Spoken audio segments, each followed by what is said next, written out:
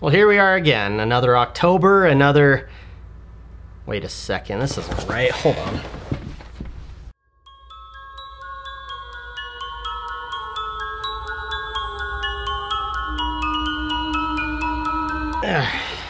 There we go.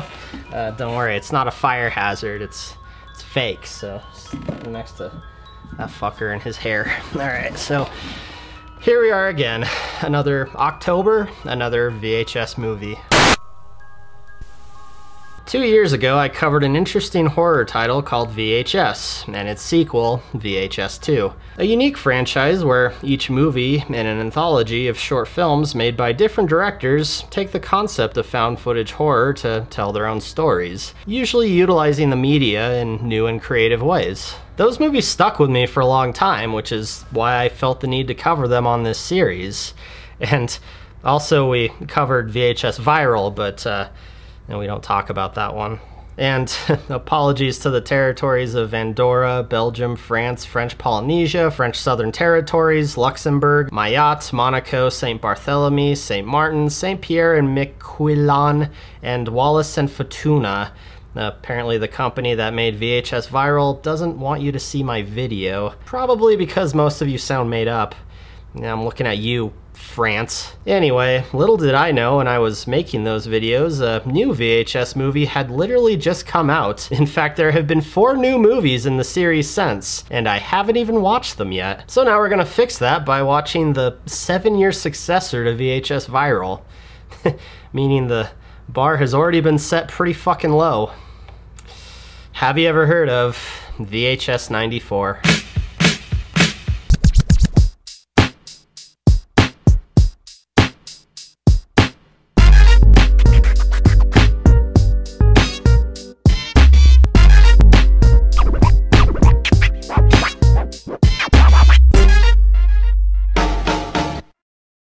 True to the franchise, VHS 94 is an anthology of found footage shorts bookended by an overarching story that, in one way or another, explains why the shorts are being viewed. In this case, it's a SWAT team investigating some sort of drug ring where, of course, there's a shit ton of old TVs playing static. The source of the footage is coming from this plainclothes camera guy who, for whatever reason, is there to follow the heavily armed police and record their operation. Listen up. Get down, let's get fucking down. 1026 means crime in progress. 29-9 means erase the fucking tape. Already, this movie just beats you over the head with the campiness, especially from the SWAT team's banter. Get the fuck back! Thought. Get this channel clear, you fucking professional! Such language. Maybe these guys aren't really SWATs, but just Call of Duty cosplayers. Their findings so far are dead people sitting around with gouged out eyeballs, most of them congregated in the aforementioned room full of monitors, where we get a shot of one playing a news channel, and our first short.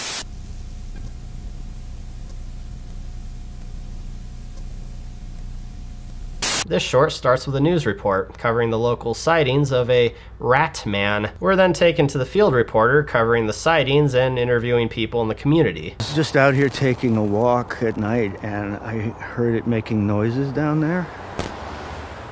And it looked up at me like, you know that fucking clown? Well, hell, which one? Is Tim Curry or Bill Skarsgård? Because one is definitely more scary than the other. Yeah.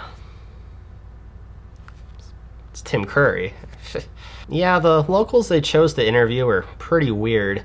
Especially this guy. I was sitting on my front porch, grabbed a beer, and fuck her right in the pussy. So the perspective of this film is from the news camera, as the cameraman and the reporter attempt to get juicy footage for the story. And wonder of wonders, the camera guy isn't a horny sleazeball and just a chill, normal guy. Looking a little stressed. You want to get a drink afterwards?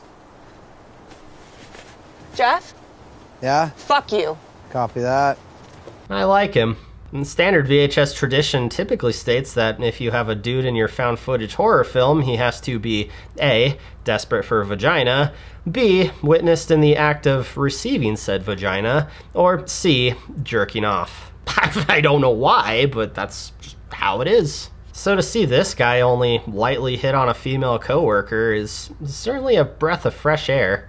Wait, this just in. He later comments on her alcoholism. Don't you have an AA meeting? Look, I don't want to sit around and talk about my fucking drinking problem, okay? Meaning his invitation wasn't as playful as initially perceived. That and he zooms in on her ass randomly.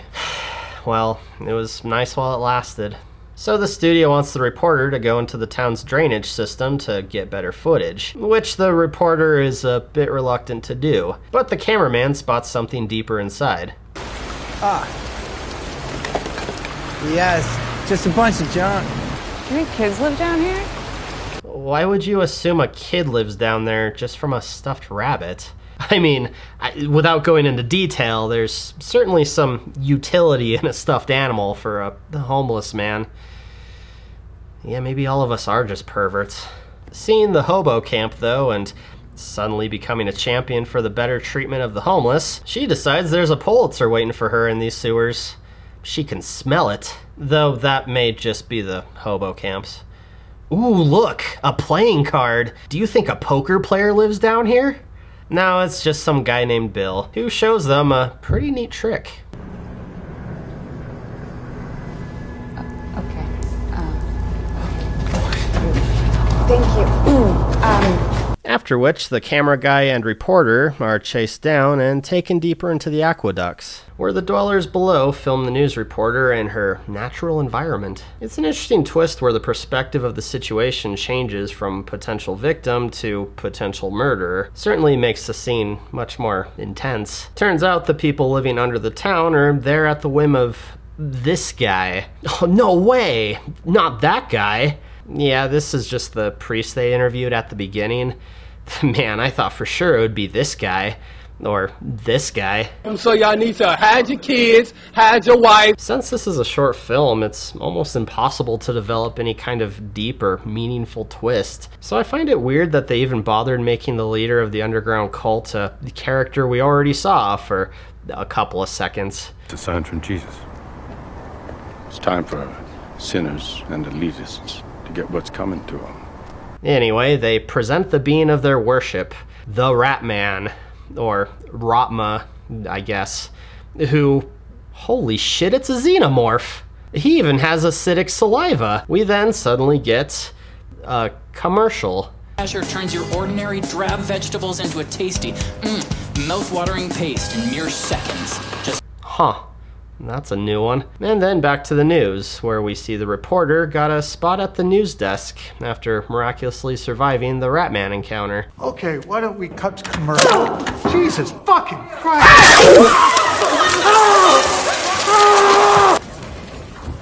And in sports news, Ohio State plays the Indiana Hoosiers tomorrow night. Good luck to our Buckeyes. I'm Holly Marciano, Channel 6 News. Hail Radma. Well, that was fucking goofy. As a first short, this one isn't too bad. It definitely doesn't top any of the good shorts from VHS 1 or 2, but is a fun and cheaply made little horror movie. Though I feel the attempts at using the lighting and camera angles to build suspense fall kind of flat. Cool costume, though. Back to the SWAT team on their mission, and we finally get to see something other than a TV playing static. A projector playing static. Yes. Moving on.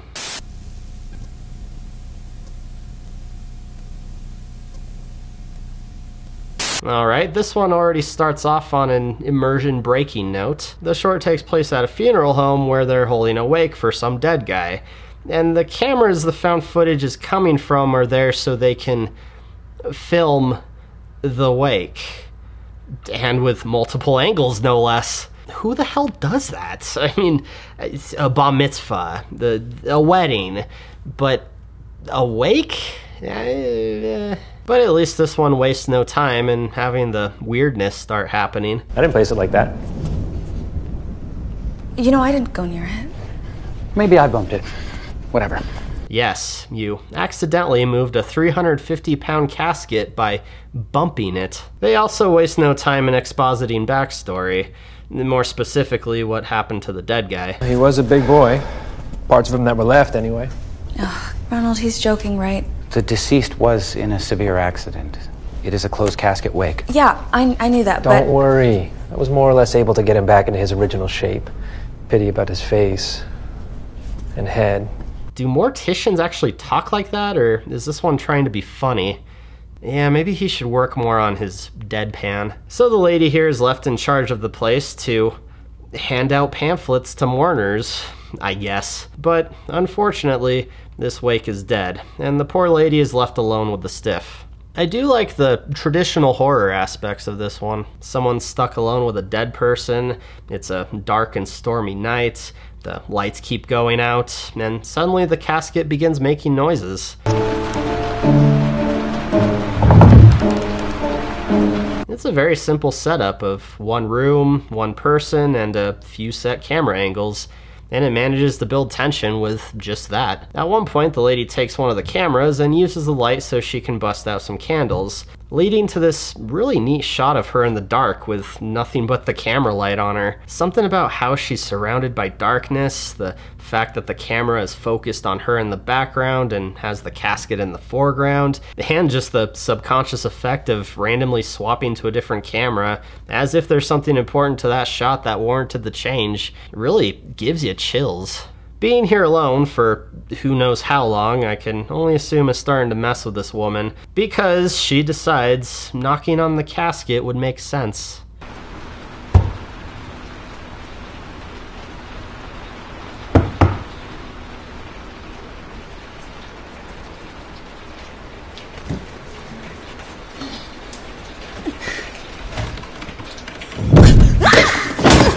Yeah, I don't know what else she expected. She calls her boss about the paranormal activity, to which he suggests she open the casket and look at the body herself to help ease her nerves, as any sane person would do. It's just you there, right?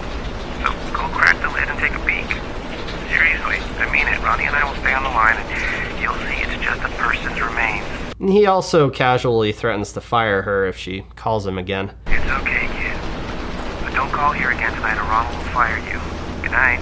Man, these people should really stick to building tension through cinematography, because every time someone talks in this short, I'm just immediately taken out of it. Instead of opening the casket and probably becoming more traumatized, the lady is saved by a random guy who shows up and talks to the corpse in some foreign language.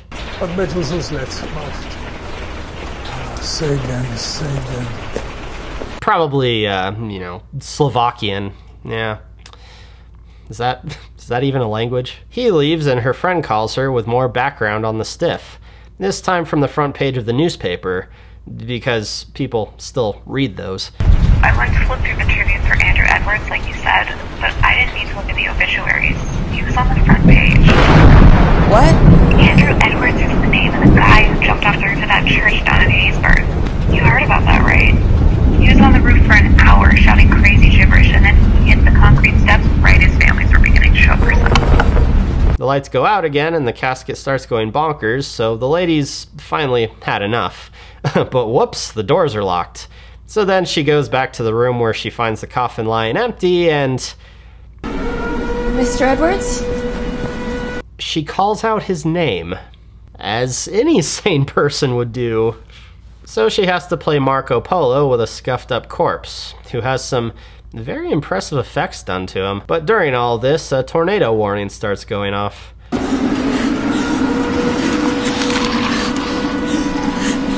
Man, when it rains it pours, am I right? Just as the man is about to strike...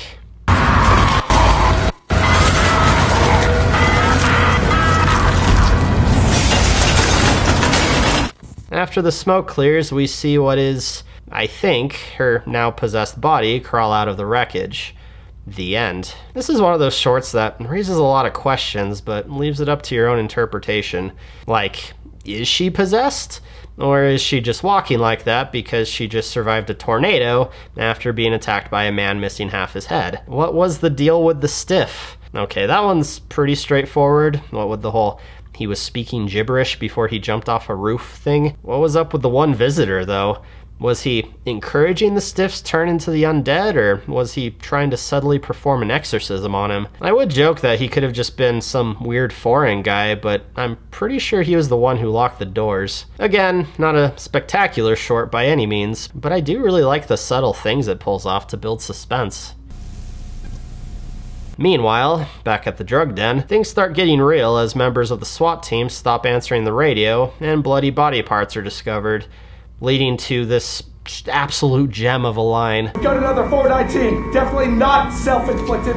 We don't need more tech. We need a grave digger. And, oh no, can it be? A room full of stuffed animals?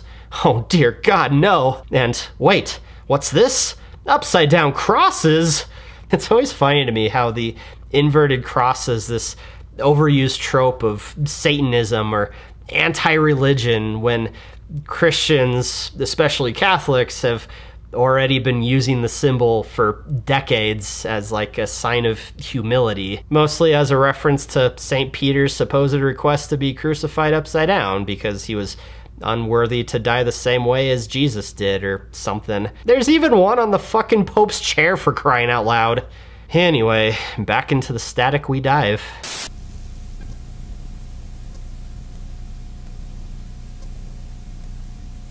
The opening to this one, I'm just gonna play out for a second.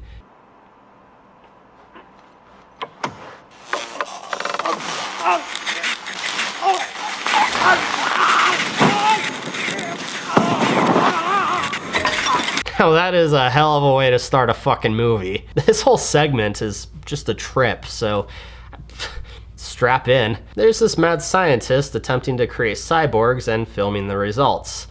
He's very theatrical about it too. Eventually this switches over to the perspective of one of his subjects after some kind of camera has been attached to them. But what I find hilarious about all this is all supposed to be, you know, advanced voodoo science bullshit, and yet it still has to have the battery indicator and the word live on the corners of the screen for no explainable reason. So the crazy dude, elated by his triumph, continues to work on his other subject. Aw, come on, look down more. I want to see them try to pull off some practical blood and gore effects. Speaking of his other subject, why does he have a giant blade for an arm? This dude is like Frankenstein, only instead of a monster, he's trying to make anime characters. We then see a news report that, yes, people are aware of this crazy dude's existence, and no, they aren't pleased with him kidnapping them for his horrific experiments. Letting us see, through her eyes, the captured woman he mutated into some abomination. Seeing herself on TV, of course, makes her upset, and the good doctor figures she needs just a bit more surgery to forget her past. But the cyborg lady fights back, until...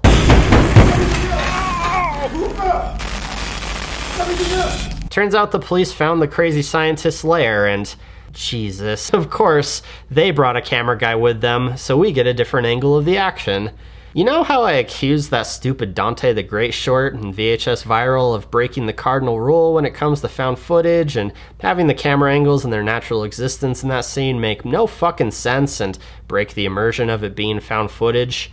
Yeah, well, randomly having everyone and their moms walk around with their own camera guy, it kind of breaks that immersion too. Especially when the camera guy makes just the dumbest fucking faces. What is he doing? He discovers the subject, but the commander figures she needs to be put out of her misery. But before that can happen, there's a power outage, and we're back to the funny-looking cameraman as the team survives the doctor's elaborate trap he set up in the event of his death.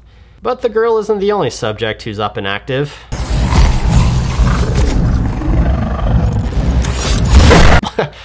Again, just amazing monster design. Like, holy shit, that thing is cool looking. It's like it belongs in Silent Hill or something.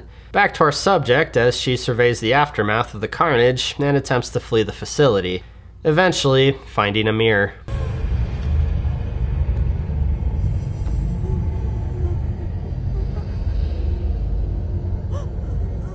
Yeah, that's pretty fucked up. So when the battery on that thing finally runs out, do you have to like plug it into a charger? Or the short, I think, really should have ended here. with the revelation of just how messed up the doctor made her and the reality that she's become this monster who could never get her normal life back. But instead, we get more exploration of the facility and the mad experiments, which more or less boil down to getting up close and observing them to be rewarded with a jump scare. And also the subject finds a convenient gun modification for her missing arm, and the short turns into Doom. No, seriously, this is just a first-person shooter game now.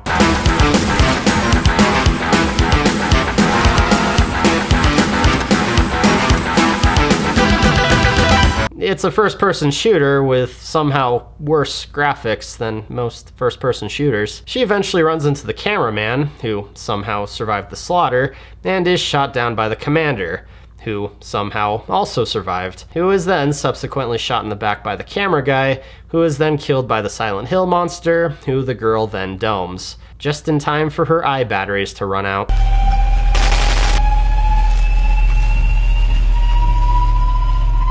So if her eye camera is out, is she blind now, or whatever? Like I said, this short is a frickin' trip. It just drops you headfirst into it with the grimy atmosphere and the over-the-top subject matter. So of course, it also goes loud and balls to the wall with the action and gore. Arguably, it doesn't fit in at all with the rest of the shorts in the series, but damn if it isn't a lot of fun. Some of the effects, of course, are really cheesy. Like the effect of the subject seeing herself in the mirror was done much more realistically in VHS 2. And the muzzle flashes from the guns are just hilariously bad. But otherwise, I love the idea and setup of this one, and it's a blast to watch. Back to the other police force that brought a cameraman with them for seemingly no reason, and wait, is he dead? Did one of the SWAT members kill him? What? Is Spivey here with you, Nash? He got separated. Haven't laid eyes on him. And why did this lady just decide to be the worst actor in this movie? Forget it. We have just one more short to round the whole thing off.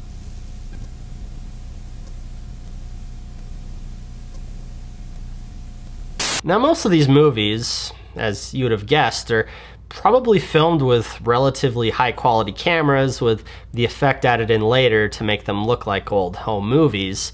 But this one, I would believe, was filmed with a vintage camcorder, and I can't really explain why. This short is about some sort of patriot cult that has a military compound out in the boonies. With this weapon that Christ himself in his infinite wisdom has seen fit to bestow upon us, we have become likened unto a righteous fist of justice that will smite the wickedness from the face of this earth. Yeah! The United States of fuckdom will fall! The United States of fuckdom? What? That's a new one. The short starts off with the guys executing a prisoner and then driving to some sort of federal building that they're planning to attack with some sort of special weapon, and wait, didn't they just kill that guy? And now they're draining his blood and injecting it into a bunny? Apparently this immortal guy they have as a prisoner is part of their special weapon, and something about his blood when in contact with the sun turns it lethal, hence the bunny going up like a holy hand grenade.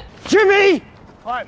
It's probably blocked by the tree or something. Get in there! Don't be such a This short has its silly moments, but I feel it kind of works in its favor since the subject matter itself is pretty over the top and ridiculous, and somehow more so than the other shorts. Someone turn off that fucking bell! After a successful test of their weapon, and a member of the police force coming by with military-grade weaponry, everybody celebrates by getting crunk. Tonight we will send off proper. We will cleanse ourselves before the retribution. We will get cork high and bottle deep. We're gonna get fucking wasted. And the camera guy figures it would be hilarious to mess with our caged immortal guy with explosive blood. Yeah, I'm sure this won't end badly. Anyway, the next morning, Terry's fucking dead.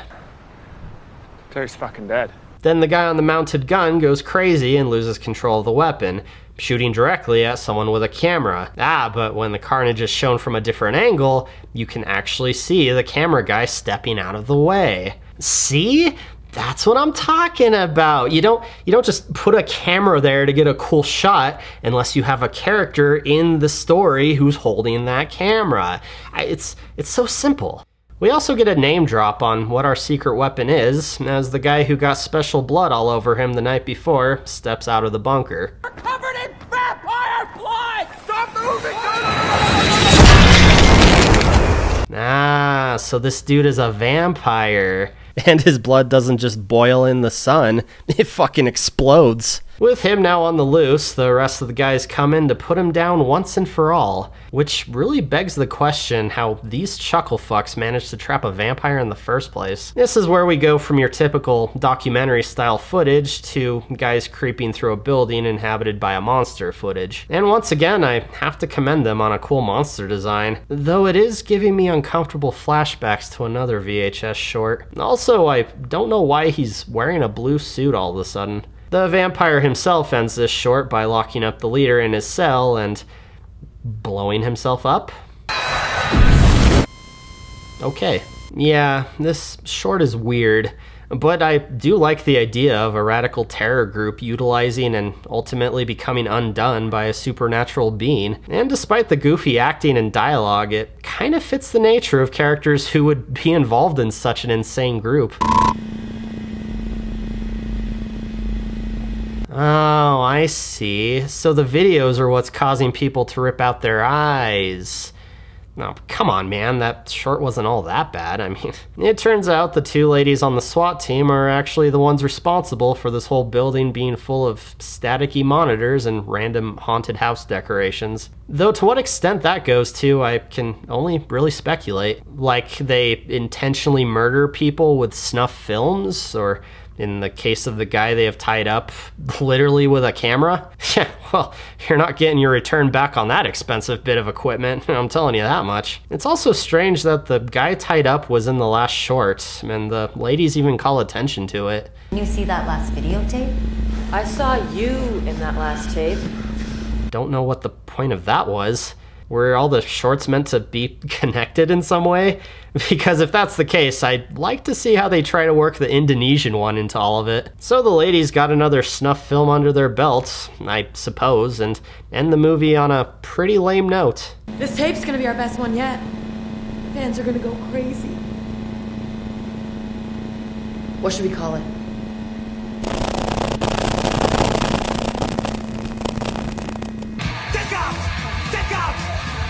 Yeah, that's just how it ends. Why was this film called VHS 94 anyway? Were all the shorts meant to take place in 94? Because as far as I can tell, only the Indonesian one dates itself. Well, that and the last one mentions Clinton being president. Oh shit, the Veggie Masher commercial got its own credit. It's clearly the most disturbing short of them all. I mean, come on. So that was VHS 94, one of the newer in the series that I hadn't seen yet. And conveniently, all of the newer VHS movies are on Shudder, which, by the way, this video is not sponsored by. But Shudder, it turns out, allows people to leave their own reviews for each movie. And damn if I don't love me some random comments from the peanut gallery. Like this guy. Hey y'all, I love Fortnite. This game is not Fortnite. Me no love this. 2 out of 5 skulls. And already we see why most streaming services don't offer public user reviews. Yes. Gross, icky, spooky. 4 out of 5 skulls. Hey, the parents out there, why the fuck are you letting your children watch VHS? All hail Ratma. The movie was pretty mid overall though. 3 out of 5 skulls. This is the worst in the franchise. Didn't feel like any of the other films. I turned it off about halfway. Wait. You think this is worse than Viral? Overall, I think this movie was an okay successor to the VHS franchise and captures that cheap but exciting essence of the VHS series. It's a little goofy and ridiculous, but it's fun, and isn't really dragged down by any one short. I am a little disappointed though that most of these shorts, excluding one, is just your typical person with a camera found footage. The Ratman one is kind of unique for how it explains the found footage with an on-the-ground reporter trying to get interesting coverage. And, of course, the crazy Indonesian one is seen mostly through the eyes of a cyborg woman, but looking back at the other VHS movies, they had camera glasses, a literal camera eye, a short told entirely through a GoPro, a short told entirely through a web camera, and one had a dog be the cameraman, for crying out loud. It's a shame there aren't any creative or unique ways the stories are told in this movie, when its predecessors had a handful of unique twists to the point of view the story is being told through. But the shorts themselves are fun and, for the most part, really well done. For some reason, all the monster designs in these really stuck out as impressive works of craftsmanship. Now, what's strange is the VHS series itself is kind of an anthology, but it did sort of have this common through line. VHS 1 and 2 were about tapes that killed people and then turned them undead. Viral sort of continued that tradition by having it turn people insane, and then that ended with all the recordings being uploaded across the world. So where does that leave us now? A strange cult that uses tapes to ritualistically sacrifice people? Maybe? Did these women have something to do with the ice cream truck in Viral that uploaded all these tapes? Is it all connected, or am I just reading too much into it? Well, lucky for me, another sequel came out just the year after this one, and surely that one will explain everything.